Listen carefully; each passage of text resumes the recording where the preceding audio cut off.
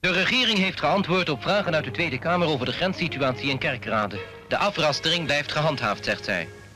Langs het hek in de Nieuwstraat, dat op last van de Nederlandse autoriteiten werd geplaatst, rijdt op Duits gebied de tram Herzogenrath-Aken. Een eind verder staat de prikkeldraadafrastering die voor de oorlog door de Duitsers werd opgericht. Bij Blijerheide, waar de weg geheel op Duits grondgebied overgaat, bevindt zich een grenspost. Voor de bewoners van de Nieuwstraat betekent de afscheiding een grote sta in de weg. Want om even naar de overkant te gaan, moet men de douane passeren en dikwijls een heel stuk omlopen.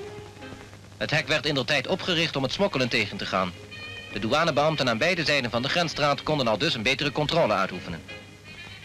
De bewoners van Kerkrade hadden gehoopt dat het hek na de oorlog zou verdwijnen. Maar toen na de grenscorrecties de scheidslijn iets langer werd, heeft Nederland de afrastering verlengd. Ook alweer om het smokkelen te bemoeilijken.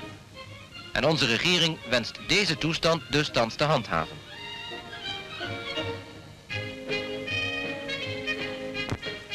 Op de weg naar Europese eenwording bevinden zich nog vele obstakels.